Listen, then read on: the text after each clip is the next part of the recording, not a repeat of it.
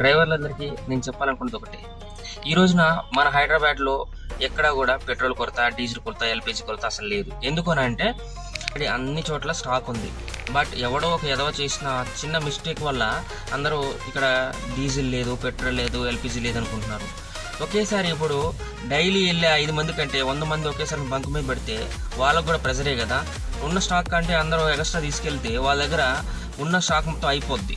అప్పుడు వాళ్ళు ఎలా నింపుకుంటారు? ఇప్పుడు వెహికల్ వచ్చింది, ఆ వెహికల్ మినిమం అన్లోడ్ చేయడానికి 30 minutes లేదా 1 hour 2 hours పడుతుంది.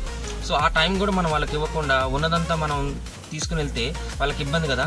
సో అలాగే మనం ఎప్పుడైనా సరే మనకు అవసరమైనంత తీసుకెళ్తే మంచిది. ఇప్పుడు ఏం చేస్తున్నారంటే ఈ బిందెలు లేదంటే ఇంటి పైన ఉండే వాటర్ ట్యాంకులు, బకెట్లు తెచ్చేసుకొని తీసుకెళ్తున్నారు. ఇదేమైనా మంచినీళ్ళ బకెట్లల్లో డ్రమ్ములలో పెట్టుకొని తీసుకెళ్ళడానికి?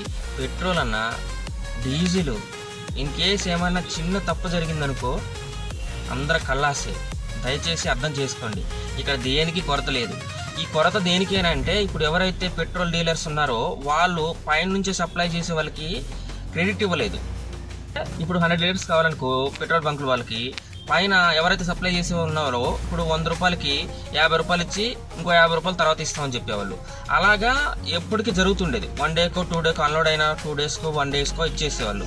ఇప్పుడు ఏమైపోయిందంటే పైన కొంచెం మనకి ఆల్రెడీ యుద్ధం జరుగుతుంది కదా, దానివల్ల క్రూడ్ ఆయిల్ ఇవి అంతా లేట్ అయిపోతున్నాయి. సో వాళ్ళకు కూడా డీజిల్ పెట్రోల్ అనేది లేట్ అవుతుంది. సో వీళ్ళు డీలర్స్కి ఏం చెప్పారంటే మీ క్రెడిట్ ఇవ్వలేము, సో మొత్తం అమౌంట్ చెల్లించిన వాళ్ళకి మేము పెట్రోల్ బంక్కి ఆయిల్ అనేది సప్లై చేయగలుగుతాం, సో అర్థం చేసుకోవాలని వాళ్ళు ఈ కండిషన్ పెట్టారు. సో ఇప్పుడు ఏమైపోయిందంటే ఈ చిన్న బంకుల వాళ్ళు వీళ్ళందరూ కూడా ఆల్రెడీ సగం అమౌంట్ ఇచ్చి పెట్రోల్ అనేది తెచ్చుకున్నారు. ఈ స్టాక్ అంతా అయిపోయింది. ఇప్పుడు వాళ్ళకి మొత్తం ఇప్పుడు 100కి 100 రూపీస్ ఇవ్వాలంటే వాళ్ళ దగ్గర లేవు. సో అందుకని టైం పడుతుంది.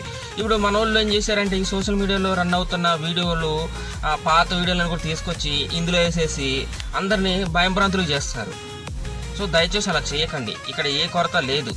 సో మొన్నటిదాకా గ్యాస్ అనేది కూడా ప్రాబ్లం వచ్చింది, ఇప్పుడు అది కూడా కొరత లేదు. ఎవరైతే ఇరాన్ నుంచి అధ్యక్షులు ఉన్నారో వాళ్ళు ఇప్పుడు మనకు పర్మిషన్ ఇచ్చారు. ఏది జలసంధి నుంచి వెహికల్స్ వెళ్ళడానికి ఏవైతే ఓడలు ఉన్నాయో ఈ 5 కంట్రీస్ ఏంటంటే China, India, Pakistan, Russia, something కోట్ ఇది ఉంది. సో వీటన్నిటి కూడా వాళ్ళు పర్మిషన్ ఇచ్చేసారు క్రూడ్ ఆయిల్ అనేది సప్లై చేయడానికి. సో ఇప్పుడు ఎవ్వరు భయపడక్కర్లేదు. అన్నిటికీ అన్ని చోట్లకి డీజిల్, పెట్రోల్, గ్యాస్ అంతా సప్లై అవుతుంది.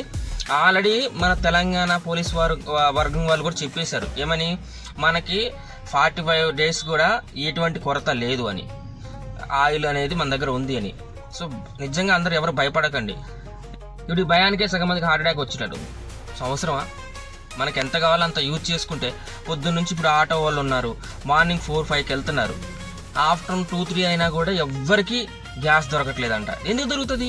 ఒకేసారి 5 lakhs ఆటోలన్నీ కలిపి బంకుల మీద పడితే వాళ్ళకి ఎలా అవుతుంది చెప్పండి? వాళ్ళు కూడా మార్నింగ్ నుంచి టిఫిన్ చేయకుండా, టీ తాగకుండా, భోజనం చేయకుండా వాళ్ళు కొడుతున్నారు. వాళ్ళు మనుషులే కదా. సో వాళ్ళ దగ్గర స్టాక్ ఉంటుంది. ఆ స్టాక్ కూడా అప్పుడు అన్లోడ్ చేయాలంటే వాళ్ళకి టైం పడుతుంది. ఒక్కొక్క ట్యాంకర్ వచ్చింది, ఆ ట్యాంకర్ అన్లోడ్ చేసినాక మళ్ళీ ఆ ట్యాంకర్లోంచి అంతా అయిపోయినాక మళ్ళీ ఇంకో ట్యాంకర్లు అన్లోడ్ చేయడానికి టైం పడుతుంది. మనం ఆ టైం కూడా ఇవ్వకపోతే వాళ్ళకి ఎలా కుదురుతుంది చెప్పండి? నో స్టాక్ బోర్డే పెడతారు. సో ఎందుకంటే ఇప్పుడు అయిపోయిన స్టాక్ని మళ్ళీ అన్లోడ్ చేయాలంటే టైం పడుతుంది. ఆ టైంకి మరి వేరే వాళ్ళు కూడా చూసుకోవాలి కదా. ఎవరైతే ఓనర్స్ ఉన్నారో, మేనేజర్స్ ఉన్నారో వాళ్ళు కూడా ఆ స్టాక్ అన్లోడ్ చేయాలంటే టైం పట్టుద్ది. సో మనం కూడా అర్థం చేసుకోవాలి. దీన్ని అర్థం చేసుకొని అందరం సహకరించాలని నా విన్నపం. Thank you. జై